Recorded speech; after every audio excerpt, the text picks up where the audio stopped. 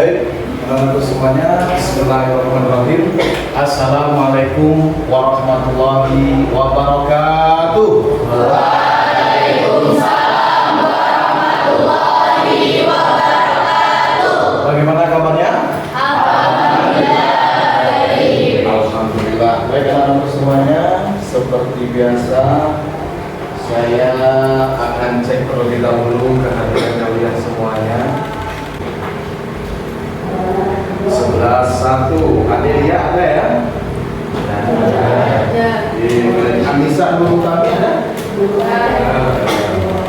Gabriel Febriana Bekti? Baik, alhamdulillah kalau ada semuanya. Baik, untuk semuanya, kalau semuanya hadir, terima kasih di kesempatan pagi hari ini. Namun sebelumnya saya minta seperti biasa kita memulai pelajaran kita dengan berdoa terlebih dahulu. Untuk itu silakan ketua kelas memimpin doa seperti biasa dengan hormat bendera terlebih dahulu sebagai bentuk masing-masing kita juga. Semuanya siap? Silakan. Siap. Gerak. Ada. Selang merah putih. Depan. Gerak. Gerak. Sebelum kita mengawali kegiatan pada pagi hari ini, marilah kita berdoa sesuai agama dan kepercayaan masing-masing. Doa mulai. Doa selesai. Baik, dapat cepat, gerak. Iya. Oke. Baik, anak-anak semuanya, setelah kita berdoa, semoga perjumpaan kita dalam kesempatan pagi hari ini menjadi perjumpaan yang diberkahi dan diridhai oleh Allah Subhanahu wa taala. Amin. Baik, anak-anakku, sebelum kita masuk kepada pembelajaran kita terkait dengan pendidikan agama Islam pada hari ini, yaitu pada tanggal 25 Agustus 2023, maka kita awali dengan terlebih dahulu bertadarus. Saya akan sampaikan ayat yang di atas untuk kita bertadarus bersama. Kita akan bertadarus bersama, kita baca sama-sama terlebih dahulu. A'udzu billahi minasyaitonir rajim. Bismillahirrahmanirrahim. Ud'u ila sabili rabbika bil hikmati wal mau'izatil hasanati wajadilhum billati hiya ahsan. Inna rabbaka huwa a'lamu biman dhalla an sabilihi wa huwa a'lamu bil muhtadin. As-salihin. Sadaqallahul azim. Sadaqallahul azim wa sadaqa rasul karim wa nahnu ala dzalika minasyahidin. Karena semuanya ayat tersebut saya coba ingin tahu satu di antara kita, di antara kalian yang bisa membacanya. Mana si Mutiara? Ya, selamat enak dibaca. A'udzu billahi minasyaitonir rajim. Bismillahirrahmanirrahim. Wa in 'aqabtum fa'aqibu bimithli ma 'uqibtum bih wa la in sabartum lahu khairun lis-sabirin. Iya, alhamdulillah. Nah, ayat yang sudah kita baca ini, sudah kita cari bersama tadi ini, kira-kira ada yang tahu ayat tersebut tentang apa? Etika berdakwah. Bagus ya. Jadi sesuai dengan pertemuan kita kemarin sudah kita sampaikan terkait masalah dakwah dan tabligh. Maka di kesempatan hari ini salah satu bagian dari tabligh dan dakwah yaitu adalah khutbah. Maka di kesempatan hari ini kita akan belajar terkait masalah khutbah.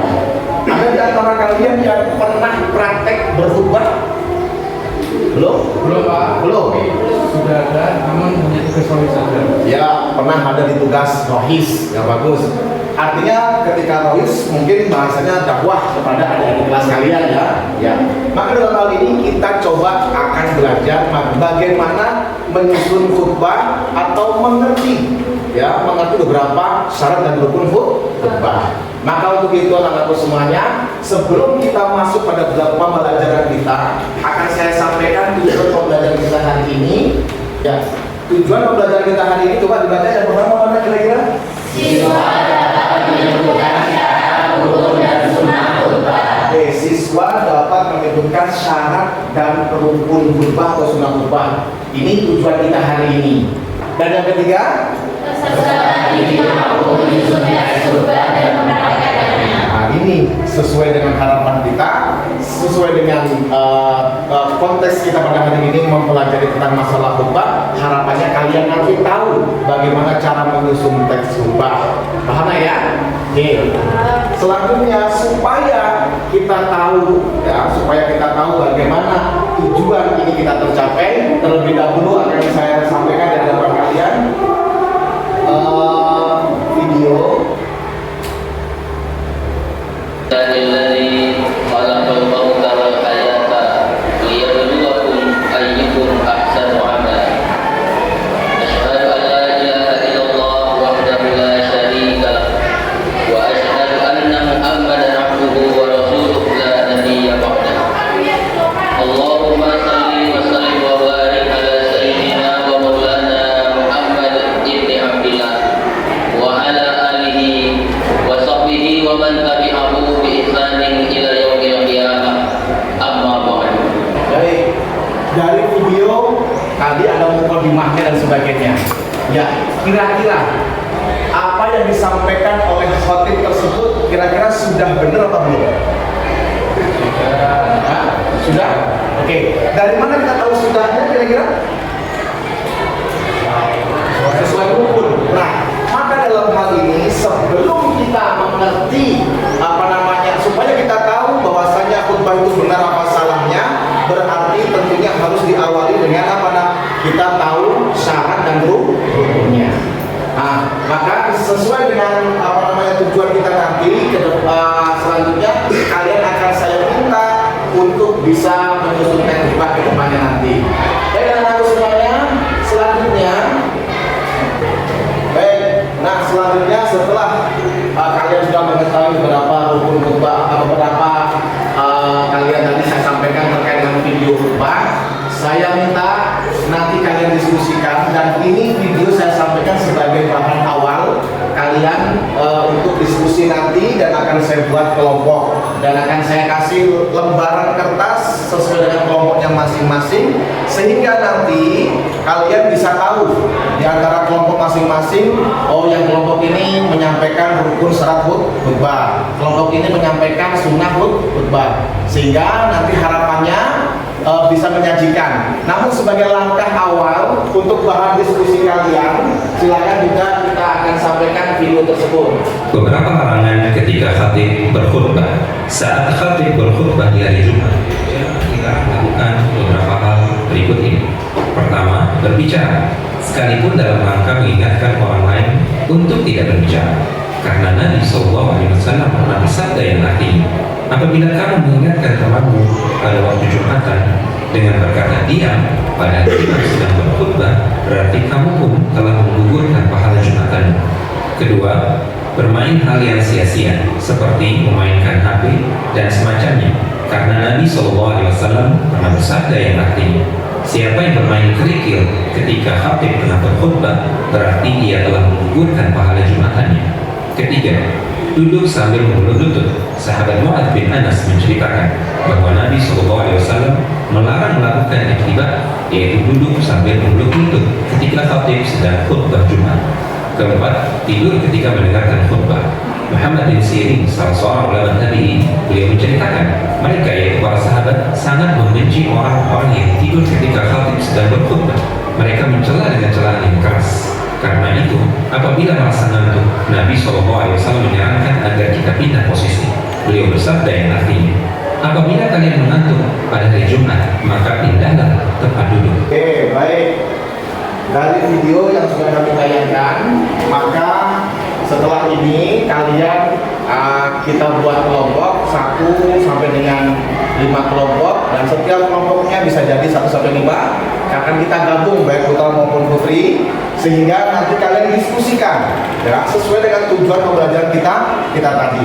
Diskusi terkait dengan apa tadi nak? Syarat dan rukun khutbah. Terus yang kedua terkait dengan apa nak?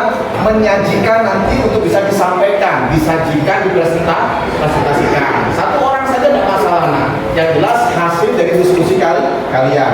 Dan yang terakhir kami akan minta satu di antara kalian nanti untuk menyusun khutbah. Yang kedepannya nanti kalian akan kami kasih tugas untuk membuat menyusun khutbah. Kamu bisa kirim ke link nanti yang akan saya bagikan. Semuanya paham nak? Kalau begitu silahkan kita buat kelompok dan akan saya bagi per kertasnya. Kelompoknya Asnawi, mana Asnawi? Ya, kelompoknya Asnawi silahkan. Kelompoknya Asnawi bersama seperti ayah, kemudian si siapa? Ya silahkan dulu. Nah, 1, 2, 3 disama dengan Putri. Sama Putri dua ini silahkan. Silahkan. Ya. Oke, Asnawi.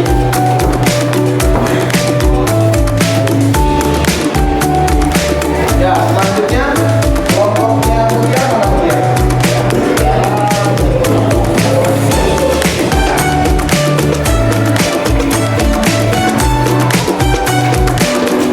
Dari selanjutnya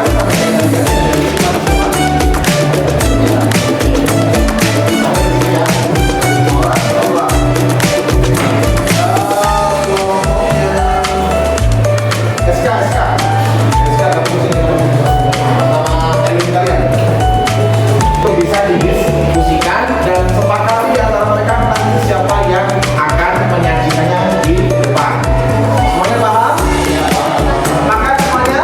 Terima kasih. Kalau begitu, saya kasih waktu kurang lebih 20 menit untuk kalian berdiskusi. Silakan dulu sama kelompoknya sesuai dengan beban kerja yang saya sampaikan.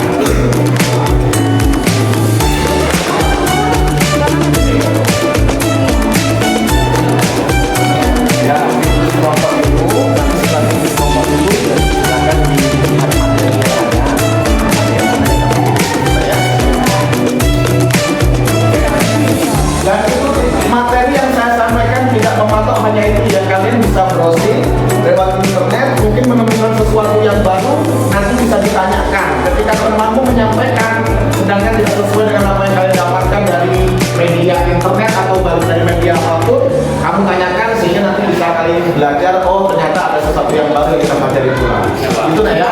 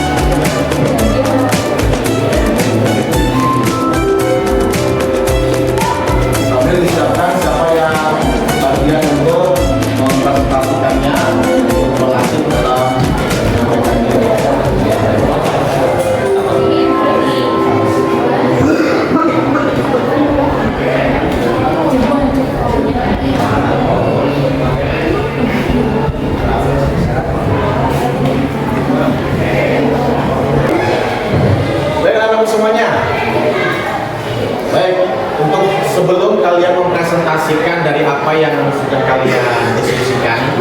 Saya ingin tanya terlebih dahulu, kira-kira masalah apa yang sering terjadi ketika khususnya yang putra, yang putri itu juga harus tahu dan masalah apa yang sering terjadi ketika kamu melakukan atau melaksanakan sholat Jumat. Kira-kira apa kira-kira? Jadi apa yang kamu alami ketika kamu ke masjid mengikuti sholat Jumat? Kira-kira apa kira-kira? Ngantuk. Oke, selain ngantuk, merasa bosan. Iya. Kadang-kadang merasa bosan, betul. Yang lain lagi kira-kira apa? Terganggu sama temannya rame, Pak. Enggak apa? Terganggu sama temannya rame. Terganggu dengan temannya yang ramai. Nah, itulah tentunya beberapa masalah yang kadang kita dapati di setiap pelaksanaan sholat Jumat. Maka dalam rangka kita belajar tentang bab khutbah ataupun dengan rangkaian daripada sholat Jumat tersebut, kita akan mengetahui apakah hal-hal tersebut termasuk dalam larangan ataupun tidak. Maka untuk itu anak-anakku semuanya, agar kita tahu dari apa yang kita hadapi masalah-masalah tersebut di setiap kalian mengikuti sholat Jumat, maka harapannya setelah ini kamu bisa tahu, oh ternyata hal seperti ini dilarang atau tidak dan sebagainya. Maka kita coba untuk pertama kali mempresentasikan di depan, ya, kelompoknya si Kaisar atau si Jati. Silakan Nak Jati, silakan maju, sampaikan hasil diskusi yang pernah yang sudah kalian sepakati. Ya, sampaikan namanya terlebih dahulu. Assalamualaikum warahmatullahi wabarakatuh. Waalaikumsalam warahmatullahi wabarakatuh. Perkenalkan, saya Seri Kumoro, perwakilan dari kelompok 1 yang bersangkutan Aditya Rizky Bintang Pratama, Ahmad Yusuf Saifullah, Fajar Dwi Andrianto, dan Didi Prasetyo. Ya. Saya akan menyampaikan tentang syarat khutbah Jumat. Yang pertama, ada khutbah Jumat dilaksanakan tepat siang hari saat matahari tinggi dan mulai bergerak sebelum ke arah barat. Kemudian yang kedua, khutbah Jumat dilaksanakan dengan berdiri jika mampu. Yang ketiga, khotib hendaklah duduk di antara dua khotbah. Yang keempat, khutbah disampaikan dengan suara yang keras dan jelas. Yang kelima, khutbah dilaksanakan berturut-turut jarak antara keduanya. Yang keenam, khotib suci dari hadas dan najis. Yang terakhir, khotib menutup aurat. Oke, nah, oke, sebelumnya tepuk tangan dulu untuk Mas Jati. Yang disampaikan itu terkait dengan apa lagi tadi? Syarat khotib. Syarat khotib yang mana diantaranya nomor 1 tadi apa? Khutbah Jumat dilaksanakan tepat siang hari saat matahari tinggi dan mulai bergerak condong ke arah barat. Matahari tinggi dan mulai condong bergerak ke arah barat. Oke, dalam hal ini mungkin ada tanggapan mungkin kira-kira di antara kalian? Sudah cukup ya? Baik, saya kira itu. Terima kasih. Sekali lagi tepuk tangan untuk Mas Jati. Ya, kita belum ketemu. Ini tadi masih syarat ya, masih syarat terkait dengan khotib. Kita belum ketemu rukun. Ada apakah yang bagian rukun? Oke, silakan rukun. Pak.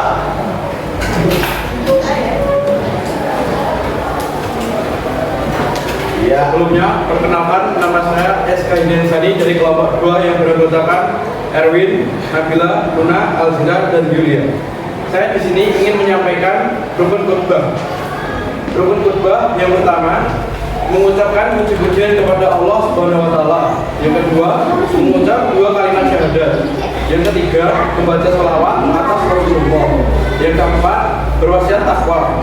Yang kelima, membaca ayat Al-Quran pada salah satu di antara 2 khutbah. Yang keenam, berdoa untuk semua umat Islam pada khutbah yang kedua. Terima kasih, semoga bermanfaat. Oke, baik, terima kasih Mas SK. Adakah dari rukun yang sudah dibaca tadi mungkin ada yang belum disampaikan? Apa yang belum dipahami kira-kira dari rukun tersebut?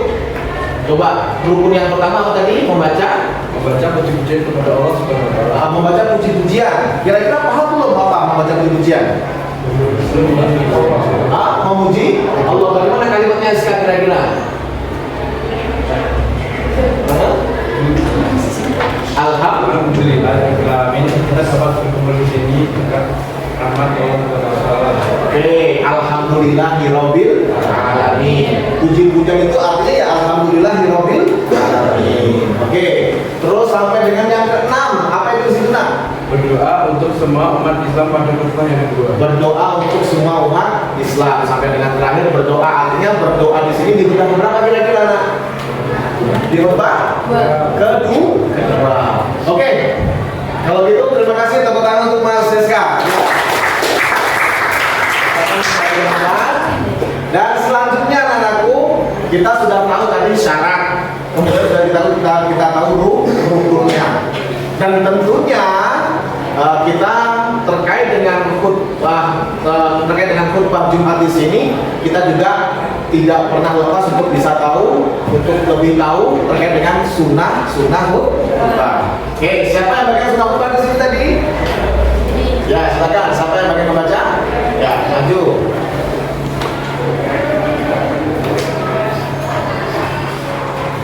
Assalamualaikum warahmatullahi wabarakatuh. Waalaikumsalam warahmatullahi wabarakatuh. Baik, di sini saya akan menyampaikan hasil diskusi dari kelompok kami, yaitu tentang sunnah khutbah Jumat. Nah, apa itu sunnah khutbah? Yang pertama adalah khutbah dilaksanakan di atas mimbar atau tempat yang tinggi. Yang kedua, khutbah disampaikan dengan kalimat yang fasih, terang dan mudah dipahami.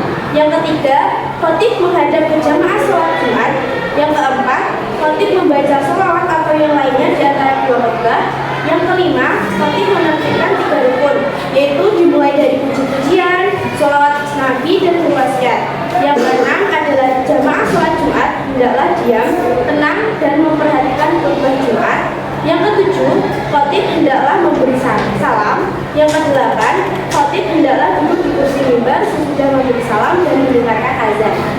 Oke, baik. Sunnah khutbah. Bahkan di situ ada sampai pada ranah duduk di tempat khutbah, tempatnya harus tinggi. Kemudian apa lagi nak? Salah satunya? Duduk di kursi mimbar. Duduk di kursi mimbar, ya. Maka sunnah khutbah juga harus diketahui bagi khotib tentunya. Selain kita tahu syarat dan rukunnya, kenapa? Sebagai khotib itu harus tahu syarat dan rukunnya, sehingga supaya pelaksanaan sholat Jumat bahkan khutbah Jumat tersebut, artinya seorang khotib tidak main-main, dan tentunya supaya benar-benar bermakna. Maka muncul tadi ada permasalahan yang kalian dapatkan, bosan, ya mungkin ngantuk dan sebagainya. Maka seorang khotib pun juga harus tahu selain syarat rukun dan sunnahnya, tentunya materi yang harus disampaikan haruslah menarik. Itu yang pertama, ya. Juga harus menunjukkan sesuatu yang menyampaikannya dengan tegas dan tidak terbawa dengan suasana yang sanyuk begitu. Saya kira itu. Terima kasih untuk Nak Aulia. Oke. Ya, sekarang sudah kita tahu. Maka tadi di antara kalian sudah saya sesuai dengan kelompok, satu di antaranya untuk bisa menyampaikan atau menyusun teks khutbah. Maka kita coba, siapa yang kebagian untuk menyusun teks khutbah hingga pada ranah mempraktikkan khutbah? Silakan. Nah, siapa namanya nak? Asnawi, silakan. Nah, saya minta satu di antara kalian untuk bisa mengamati apa yang disampaikan Mas Asnawi terkait dengan praktik khutbahnya. Jika memang perlu ditanyakan ataupun ada yang kurang, silakan disampaikan. Ya. Sebelumnya, Assalamualaikum warahmatullahi wabarakatuh. Waalaikumsalam warahmatullahi wabarakatuh. Perkenalkan, nama saya Asnawi Muhammad Adam. Di sini saya akan mempresentasikan tentang praktik khutbah Jumat yang kelompok saya beranggotakan Ananda Ardiansyah, Adrian Arya, Salsabila Azwar dan Raida. Ya.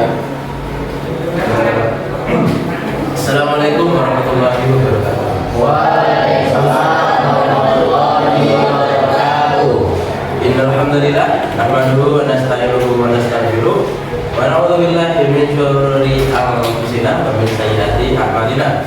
May yahdihillahu fala mudilla lahu wa may yudlil fala hadiya lahu. Asyhadu an la ilaha illallah wa asyhadu anna Muhammadar Rasulullah. Qala Allah Ta'ala fil Qur'anil Karim, a'udzu billahi minasyaitonir rajim. Ya ayyuhalladzina amanu taqullaha haqqa tuqatih wa la tamutunna illa wa antum muslimun.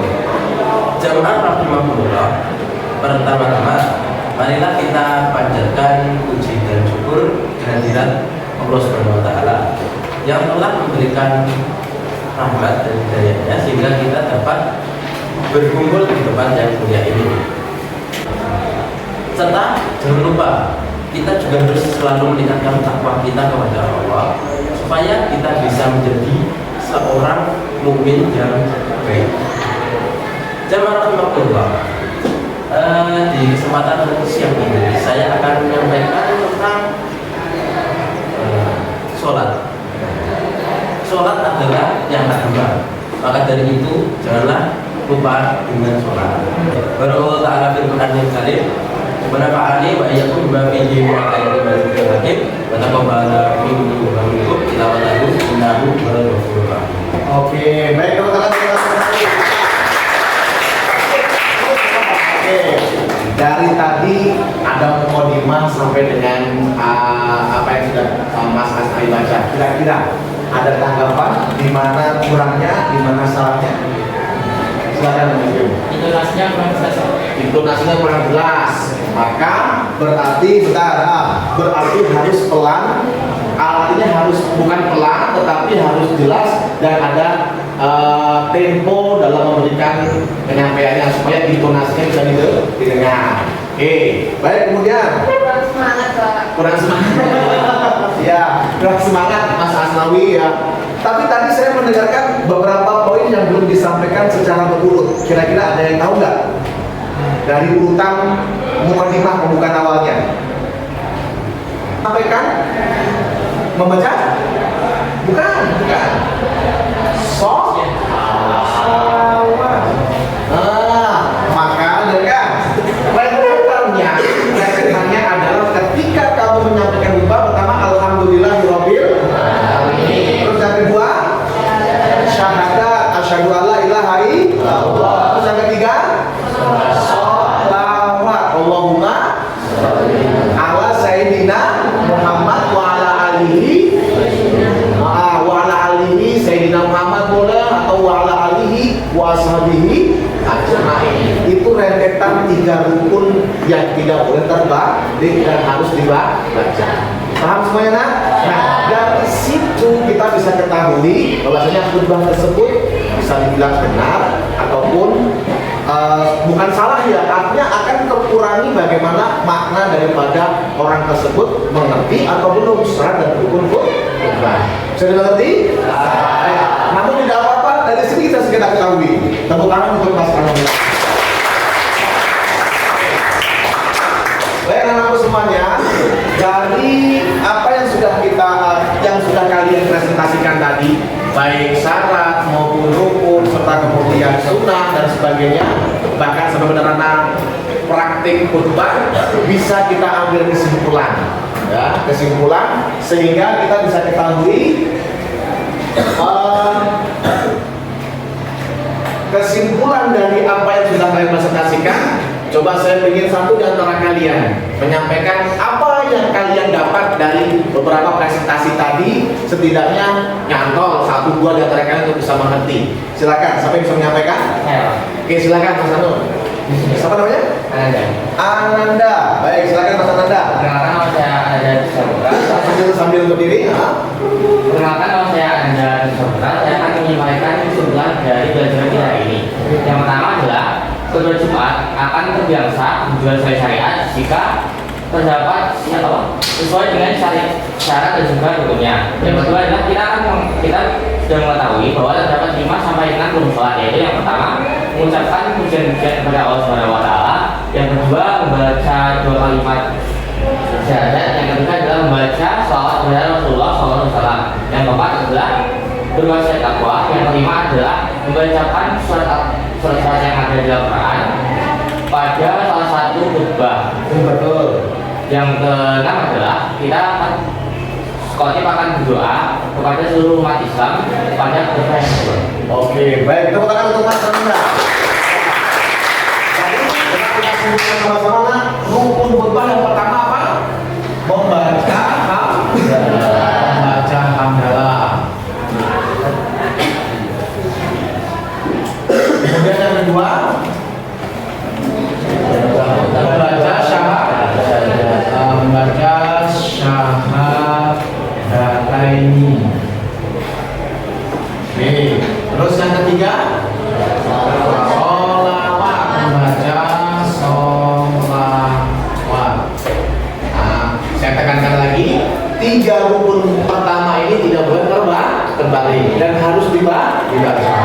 Kemudian, nah inilah rukun daripada khutbah. Dari sini juga tentunya seorang khotib selain daripada ngerti rukun khutbah, sunnah khutbah, selain tadi disampaikan kurang semangat, ada intonasinya kurang jelas dan sebagainya, maka yang terpenting dalam membaca Al-Quran ataupun bacaan daripada bacaan Al-Quran tersebut harus fasih, harus tahu fasih di sini.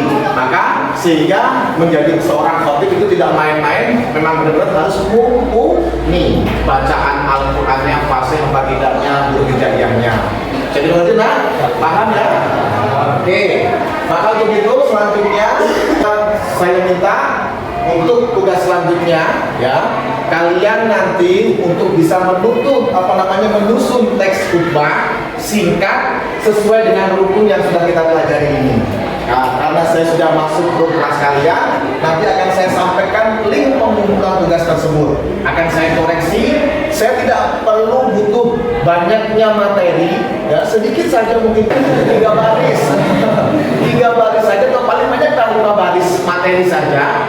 Tapi yang saya ingin tahu kalau kamu adalah bisa menyampaikan rukunnya dengan baik. 2 baris materi saja sudah cukup, sehingga kamu nanti kumpulkan di link yang saya sampaikan. Bisa dimengerti ya? Maka untuk itu saya ingin bertanya, merefleksikan daripada kegiatan pembelajaran kita hari ini, bagaimana pembelajaran kita hari ini terkait dengan masalah khutbah ini, kira-kira sudah bisa diterima? Sudah diterima ya? Oke, sehingga kalian bisa memahami apa dari tujuan pembelajaran kita hari ini. Ya, selain kalian nanti mengumpulkan teks khutbah, sebagai saya mengetahui hasil capaian pembelajaran kita hari ini, saya minta nanti akan saya kirim link tersebut di di grup kelas kalian untuk bisa kalian jawab terkait dengan soal esai terkait dengan masalah dari bab yang kemarin sehingga dengan bab sekarang ini, yaitu tentang dakwah, khutbah dan tabligh. Paham ya semuanya? Oke. Kalau begitu tidak ada pertanyaan lagi dan kalian sudah bisa mengerti dari apa yang kita capai terkait dengan tujuan pembelajaran kita, maka kita tutup pembelajaran kita dengan sama-sama membaca Alhamdulillah. Alhamdulillahirabbil alamin. Assalamualaikum.